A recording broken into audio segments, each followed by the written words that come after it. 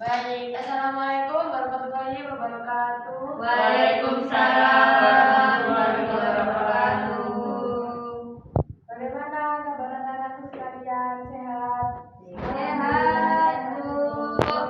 Baik, apakah sudah siap untuk memulai materi kelas pagi hari ini? Siap. Seperti tidak bersemangat ya anak-anak. Belum sarapan, Bu. Belum sarapan? Iya. Nanti selesai kelasnya Ibu bisa langsung ke kantin buat beli sarapan ya. Saya beli pakai uang kamu sendiri.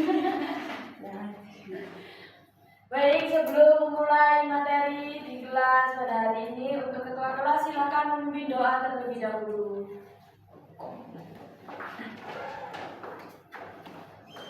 Baik teman-teman, mari kita berdoa terlebih dahulu. Percaya lagi dengan kita masing-masing. Berdoa mulai.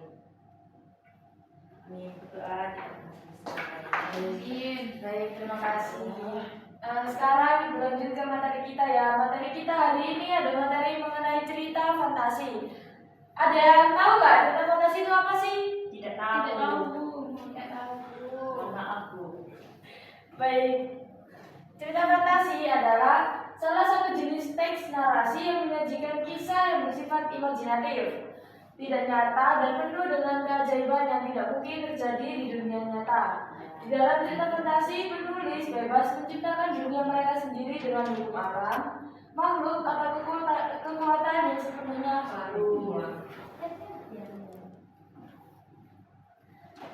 Lalu dalam cerita fantasi sendiri memiliki beberapa ciri-ciri. Yang pertama, yaitu adanya keajaiban, keanehan, atau kemisteriusan. Cerita mengungkapkan hal-hal supranatural, gaib, atau sihir yang tidak ditemui di dunia nyata.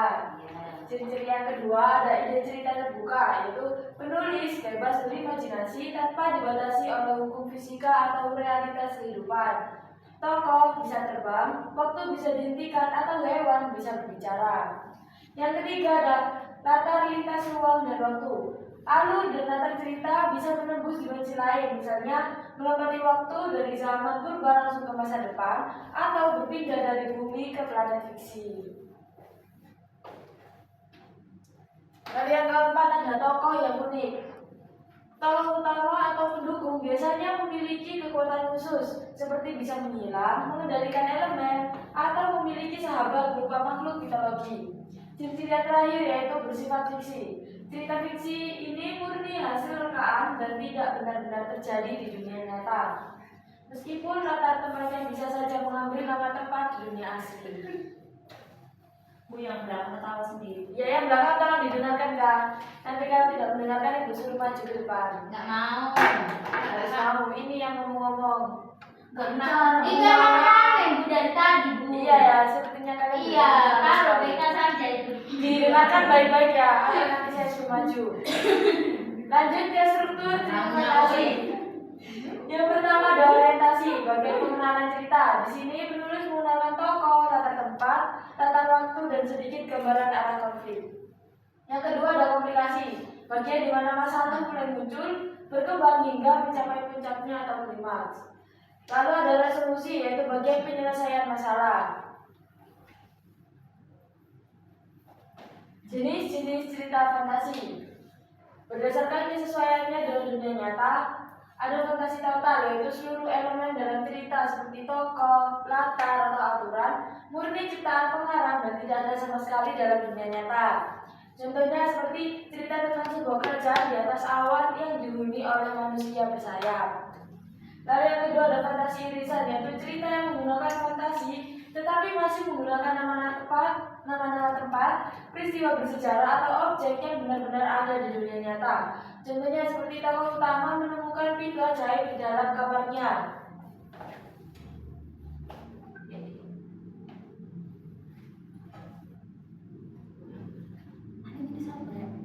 Lalu berdasarkan latar cerita, ada latar sezaman.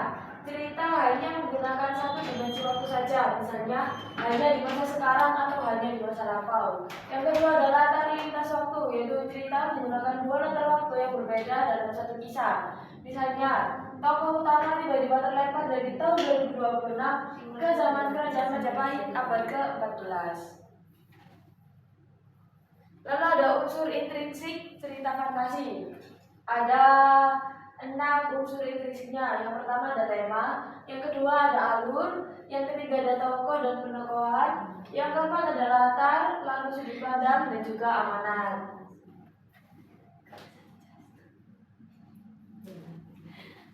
Baik, sekarang memasuki diskusi kelompok. Dari materi yang sudah Ibu jelaskan tadi, sekarang kita akan membuat contoh, yaitu sebuah cerita fantasi untuk dibacakan ke depan. Satu kelas dibagi menjadi 3 kelompok ya. Yang pertama, kelompok pertama ada Nurul, Ika, dan Wilda. Yang kelompok 2 ada Reva, Febi, dan Adita. Dan yang ketiga ada Dina, Tiwi, dan Arina. Silakan membuat sebuah cerita fantasi yang menarik sesuai dengan materi yang Ibu sampaikan tadi. Lalu bacakan hasil cerita fantasi tadi ke depan kelas. Mau Bu, udah difitnah Manurul. Gak mau Pak. Bu, dia gak mau berbaur Bu. Silakan, awas dulu. Gak mau sama dia Nurul. Usai Kak, kita berdua saja. Ya kamu yang dilaporkan Nurul. Pak ini Pak, gak mau ngerjain tugas PTN Pak, PTN. Yang Kemudian ada satu teman-teman juga. namanya tidak diajak latihan. Soalnya nggak sehati sama aku. PTN dia pembelian terhadap Nurul. Baik, kelompok 1 silakan dibaca cerita fantasinya. Kami dari kelompok 1 akan membacakan cerita fantasi dengan judul Semut Semut yang yang Hemat. Di zaman Mesir kuno ada seorang raja yang adil dan bijaksana. Suatu hari saat raja berjalan-jalan, ia menemui seekor semut. Hamba sejak pagi pergi mencari makan. Benar Baginda, jawab semut kembali. Raja lalu membawa semut ke istananya.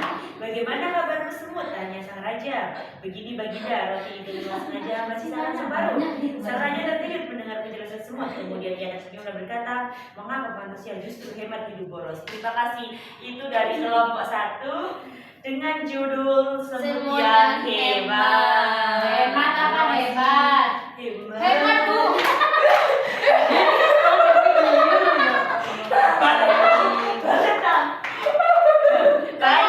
Baik saja, itu dari kelompok 1 dengan judul Semut yang Hebat. Tadi dia bilang hebat. Iya, hebat-hebat. Tidak dibagi ya. Nggak apa-apa. Soalnya saya yang pilih. Dia nggak mau percaya Bu. Apa yang apa? Iya. Jangan ditunda ya anak-anak. Tidak, Pak. Mewujudkan saya. PTN. Baik, jadi kesimpulannya, cerita fantasi adalah teks narasi fiksi yang menyajikan kisah penuh keajaiban, sihir, dan unsur supranatural yang tidak mungkin terjadi di dunia nyata. Karakteristik utamanya terletak pada kebebasan imajinasi penulis dalam menciptakan tokoh unik, berkekuatan khusus, serta latar lintas ruang dan waktu yang menembus batas realitas. Secara terstruktur, kisah ini dibangun melalui bagian pengenalan, yaitu orientasi, puncak masalah yang melibatkan keajaiban dan penyelesaian yang logis dalam dunia fiksi tersebut. Dari materi mengenai cerita fantasi yang Ibu jelaskan, apakah anak-anak sudah paham? Oh, masih belum paham? Nurul nggak paham, Bu. Berarti dari awal tidak mengerti. Saya mendengarkan Bu, cuma saya itu suara hatinya si Nurul. Oh, begitu Nurul paham? Nanti kalau kurang paham, habis jajan bisa ke kantor, nanti Ibu jelaskan secara 4 mata ya. Oke. Baik, untuk pelajaran hari ini apakah cukup menyenangkan anak-anak? Iya. Iya, Ibu. Iya. Baik, Ibu cukupkan sampai sini ya anak-anak. Sekian, wassalamualaikum warahmatullahi wabarakatuh. Waalaikumsalam warahmatullahi wabarakatuh.